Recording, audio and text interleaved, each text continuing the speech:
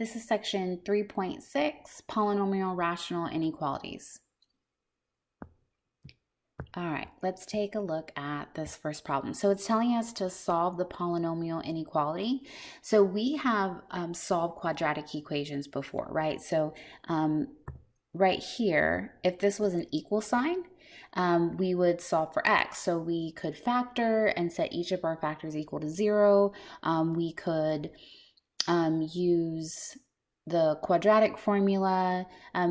We could take a couple different approaches to solve for x. But now they're saying that we have to solve an inequality. And so that's going to be a little bit different.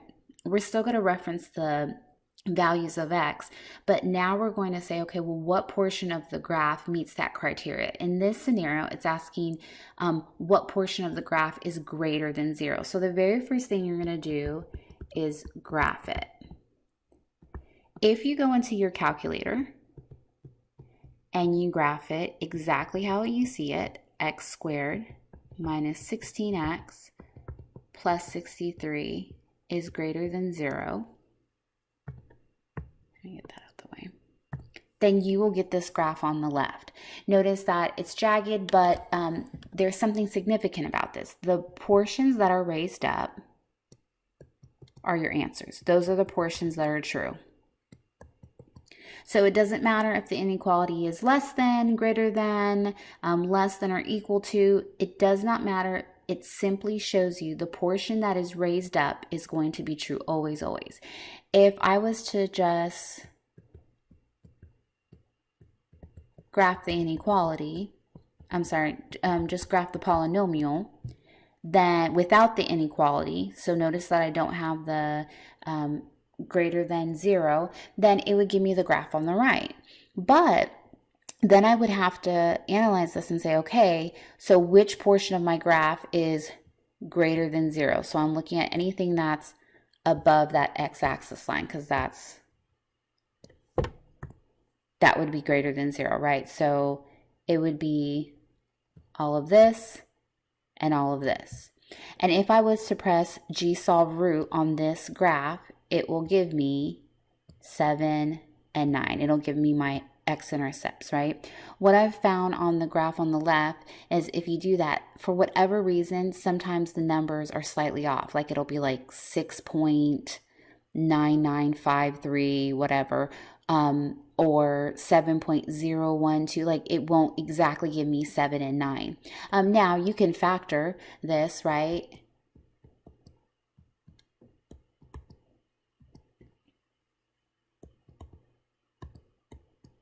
And so I can get 7 and 9 from there.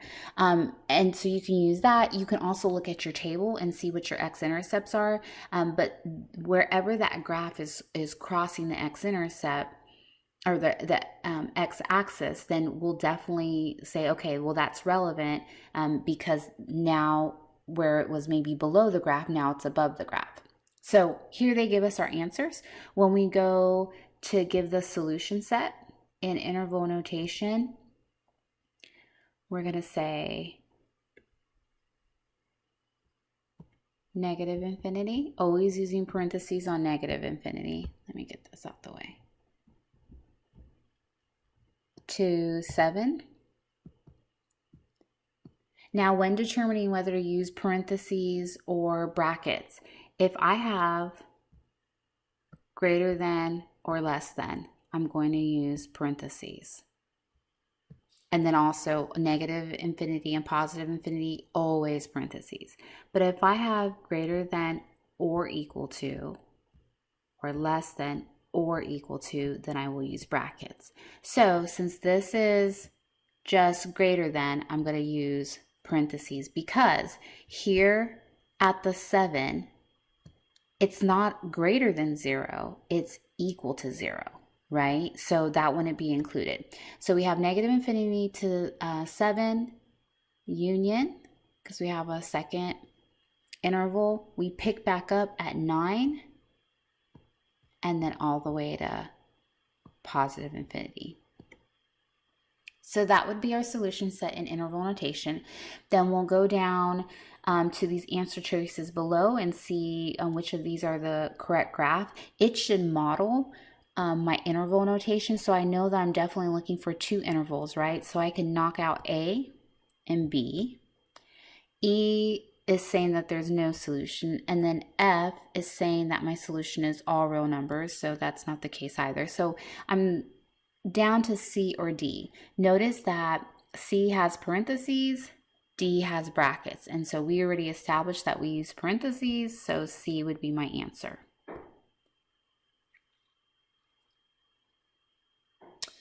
In reference to the graphs, just know that some students will graph both of them. So they'll graph it with the inequality, and then right underneath for y2, they'll graph it without the inequality so they can reference both graphs. This is just showing those graphs again. Again, we would get 7 and 9 if we did G-solve root. And then also, if I looked on my table, I could see where I would begin and end those intervals.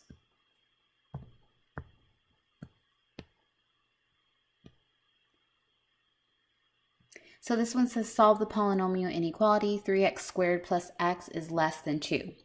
So the issue with this is that it has 2 on one side, right? And we want 0 to be on one side. And I keep wanting to say we want it to be set equal to 0, but remember these are inequalities, so they're not going to be set equal to, but it should be the inequality and then 0 on the other side like we had in the previous problem. So we already had a 0 right here. So we didn't have to worry about it, right? But just like when we were solving equations, we always had it set equal to 0. Well, we want that same setup in the sense that we want just a 0 on one side. So I'm going to go ahead and subtract 2 from both sides to get 0 on this side. And now I have 3x squared plus x minus 2 is less than 0. That is what I'm going to enter into my calculator. Remember, this graph right here is the entire polynomial with the inequality. And this one over here is just that polynomial. So looking on my graph on the left, notice that that middle portion is raised. So that is the only portion that is true. That is the only portion that meets that criteria that says, okay, this portion of my graph will be less than 0. If I was to graph it like on the right, I'd have to, after I graph it, look at my graph and say, okay, this portion right here is less than 0. And that matches up, right? I have one interval right there. And so it should match up. You can graph them both. But like I said, the one on the right is a little bit better with identifying your x-intercepts. So let's go ahead and factor this. So I factor this into 3x minus 2 and x plus 1. If I was to set each of those equal to 0, I would get -1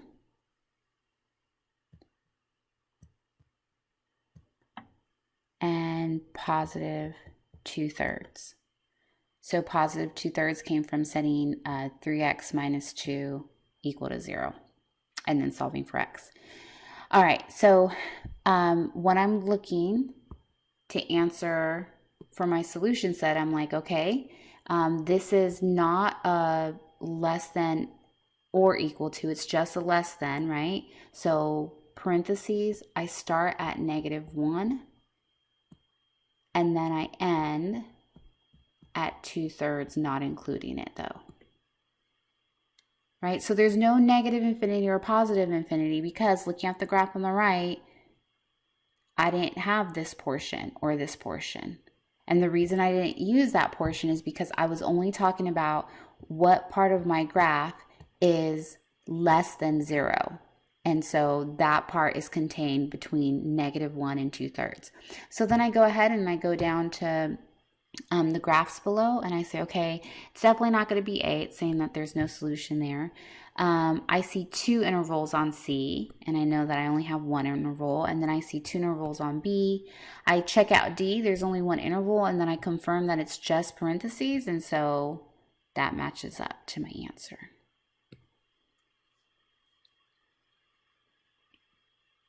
Real quick, when you're entering inequalities into your calculator, just a reminder to get the inequality, I'll write this in there.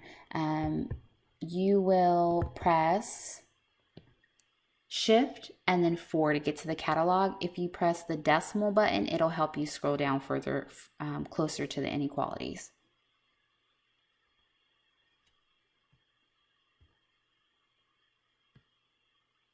Okay, this next one is x squared is less than or equal to 2x plus 2. So first thing I got to do is get it where the inequality is separating the polynomial and then 0, right? So I'm going to move a couple things. They've already done it here for us, but I'll show you what we did. We subtracted 2x from both sides and subtracted 2 from both sides. So we get x squared minus 2x minus 2. That was what was entered in on the right side to get that graph. On the left side, we entered in everything, including the inequality. And so I see that the raised part is true. And look what they're saying. They're saying less than or equal to. So now this will include the x-intercepts because it said or equal to 0. So this will include the x-intercepts. Now, when you try to go to factor this, what you'll find is that you'll have to use the quadratic formula. So the work for that is on this slide right here. So we identify A, B, and C. We plug it into the quadratic formula, you calculate it out, and you end up with 1 plus or minus the square root of 3. So in your calculator on the right, when you go to identify your roots, your x-intercept, it's going to give you some crazy irrational number, right? Because it has those irrational values there. So but what are we looking for? So my solution set, now I want you to think about it. Are we going to use a bracket or parentheses? The inequality symbol is less than or equal to. So we're going to use a bracket. We're beginning at 1 minus the square root of 3. And then we end at 1 plus the square root of 3. And then ending with a bracket. And we do that because, again, it's or equal to. So I come down here to these answer choices. I know that I only see 1 interval, right? So these 2 shaded intervals, this and this, gets knocked out. I only see 1 on C, but it's going all the way to positive infinity, so that's not going to work out. And then E has 2 as well. F is saying no solution. So then I consider B and D. B has parentheses, and that's not going to work. And then D has the brackets I'm looking for, so that would be my answer. But using process of elimination will be very helpful.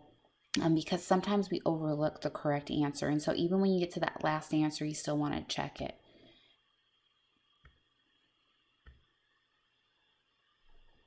Okay. Our next one is x cubed plus 8x squared minus x minus 8 is greater than or equal to 0. So we're good in regards to just having 0 on one side, right? It's set up correctly that way. We're going to go ahead and graph it. If I enter the inequality, this is how my graph would look. And again, my answers rise to the top, so I'm like, okay. Those are the parts that are true. These are the parts that are false. So I know that I'm going to have two intervals and one leads on to positive infinity, right? And then on the graph on the right, so if we were to put this one underneath it, it would just be in the y2 slot. X cubed plus ax squared minus x minus 8. And we did g solve root. It would give me -8 as an intercept, x-intercept, -1, and +1. And then if I said, okay, well, which ones are, what portion of the graph is greater than or equal to 0, I'd say, okay, well, here at 8, at -8, it's equal to 0. All this portion right here is greater than, and then at -1, it's equal to 0. Then it drops down below 0, so that's not included, but then it picks back up at 1, it's equal to 0, because that's my x-intercept. And then all of this portion, and keep going on to infinity, right? So that matches up with this over here.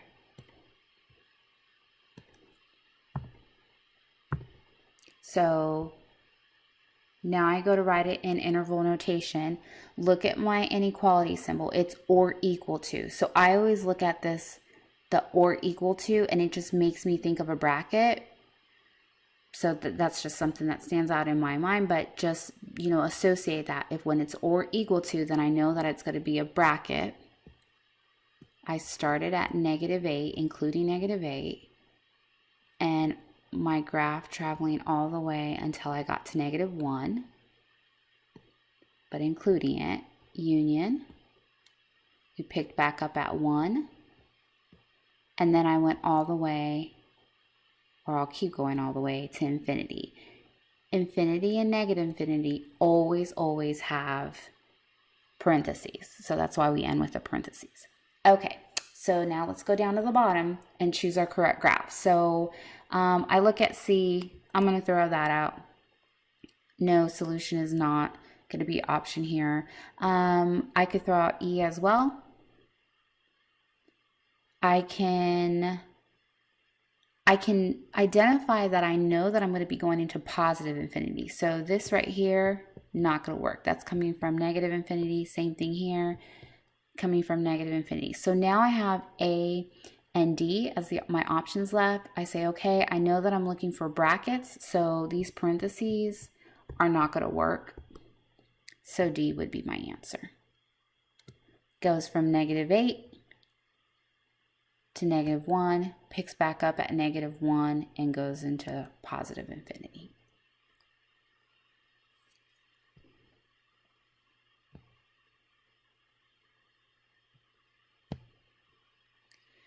Okay, so on this one, remember thinking back to how we were identifying vertical asymptotes, right? So this right here, I'm like, okay, I know that I'm going to have something going on. There has to be some value that x can't be, because I cannot have that 0 in the denominator. So if I was to set x plus 7 equal to 0, I would get x equals -7. So then it shows that I have this vertical asymptote here. And then if I was to graph it and find my x-intercept, it's going to be at 5. So 3, 4.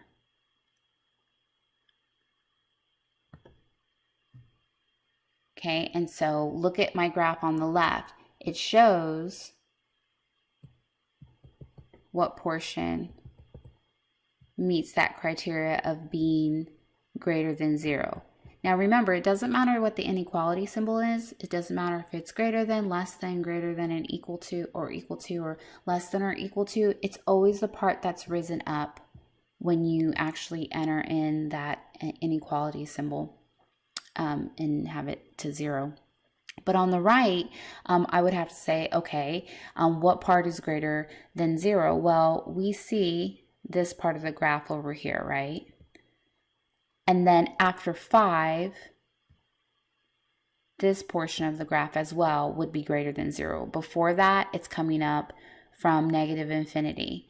So that makes sense over here that I have negative infinity to negative 7, and then picking back up at 5 to infinity.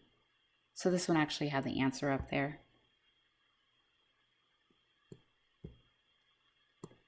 But understanding how we got there. And then we go down here, it also has the answer, but let's talk about why the other answers aren't the answer. So this F is not going to be the answer because that's showing all real numbers. A is showing no solution. C and E would be out because they're showing one interval. So then I'd narrow it down to B and D. And I know that I'm looking for parentheses, right?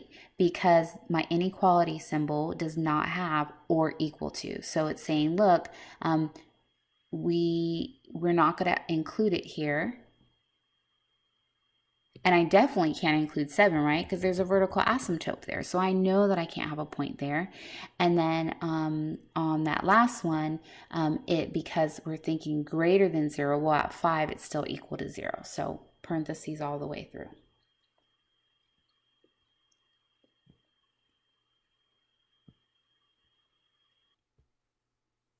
So this one is a little tricky in the answer, so let's talk about it a little bit. So first off, just looking at it, I say, okay, I have a vertical asymptote at x equals negative 4 because look at my denominator. I cannot have a negative 4 in there because the moment I have a negative 4 in there, it would make my denominator 0, and then that fraction right there would be undefined. So we're like, definitely not going to happen.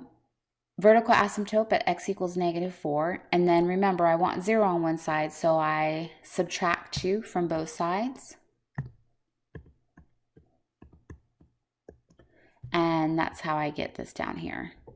X minus 4 over x plus 4 minus 2. That's the equation I'm going to enter in. For this one over here, you would enter in x minus 4 over x plus 4 minus 2 is less than or equal to 0. And notice, even though they say less than, I'm still looking at the parts that are raised up on this graph. So those would be the parts that are true. Okay.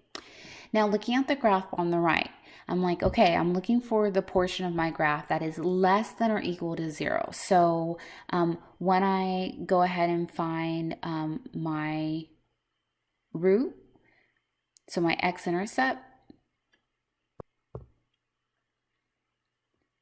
it'll show up at negative 12.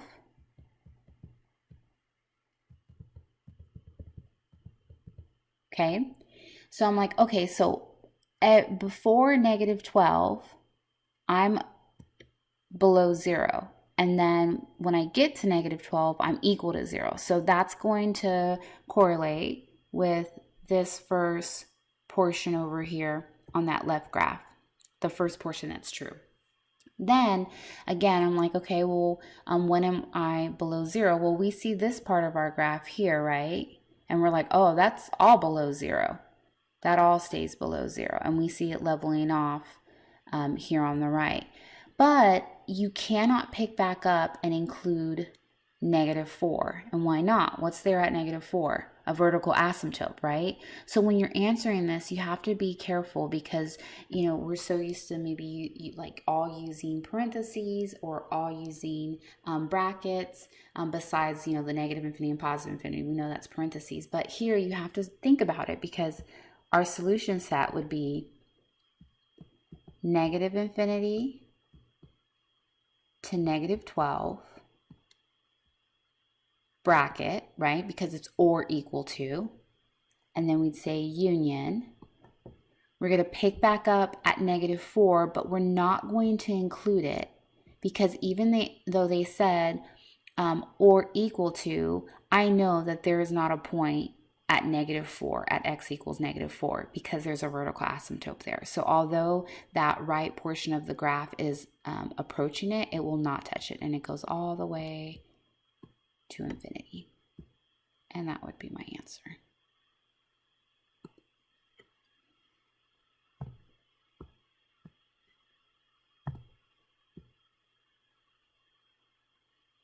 Okay, I go down to my graph options and say, okay, I'm going to get rid of F. I'm going to get rid of B.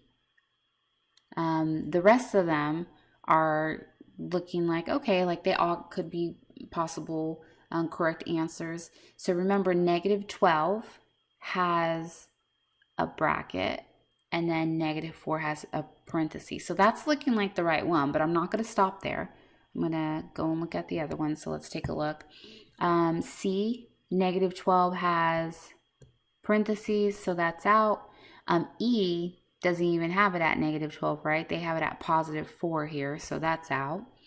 And then D has parentheses at -12, so that's out. So it was A, but I still wanted to check all my answers. So be careful for that one, because it's definitely tricky in the answering. And then if you get the solution set wrong in interval notation, then most likely you'll get the solution set wrong in the graph at the bottom. Word problems are our favorite, right?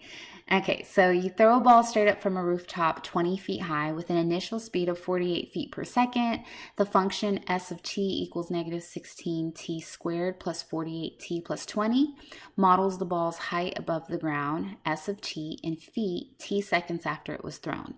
During which time period, here we go, during which time period will the ball's height exceed that of the rooftop? So think about it. If I say that I want something to exceed the height of something, I don't want it to be equivalent, right? I'm not saying, yeah, it at least has to be this height. I'm saying, no, it has to be above that height. Okay, so they've given us the -16 squared plus 48t plus 20. In this case, we're not going to say, oh yeah, let me go ahead and set that inequality to 0, right? Because the rooftop is 20 feet high. So it's not going to be, let me put this in there.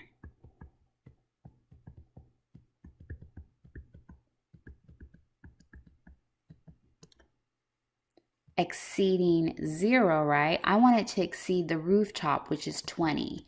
And I'll write that in. Height of roof. And exceeds. Okay, so I'm saying, okay, what portion of the graph, right? What portion of the ball being in the air will represent it exceeding, being higher than the height of the building. Okay, so that's how we write it. But now we're going to go ahead and set it up. So remember that problem a couple problems back where we're like, oh, it was like greater than 2, so we subtracted 2 from both sides. So now we'll be able to do that. We'll subtract 20 from both sides, but we have to initially write it correctly. So I'm going to subtract 20 from both sides. I'm just left with -16t squared plus 48t is greater than 0. That's what I would graph. You can simplify it. You can factor out a -16 t. That's fine, but whether you simplify it or not, you're gonna graph the same graph. So you're more than welcome to, but I would just graph it like that. I see the portion that's raised up, so that's my portion that's true. And it's showing from 0 seconds to 3 seconds, right? So look at our answer choices. It says, okay, when will the ball exceed the height of the roof? Between 0 and 2 seconds, we can throw that out. Between 0 and 2 seconds, throw it out. Between 0 and 3 seconds, okay, including t equals 0 and t equals 3, or between 0 and 3 seconds, excluding t equals 0 and t equals 3. So the reason that we are going to exclude t equals 0 and t equals 3 is because the ball would be at the height of the roof. So at 0 seconds, it shows him throwing it from, the height of his wrist. But at 0 seconds and at 3 seconds, it would be 20 feet high. And we don't want to know when it will be 20 feet high, the equivalency of the rooftop. We want to know when it will be over that. So this will be our answer. Okay, that's it for 3.6. Let us know if you have any questions, and we'll get back to you.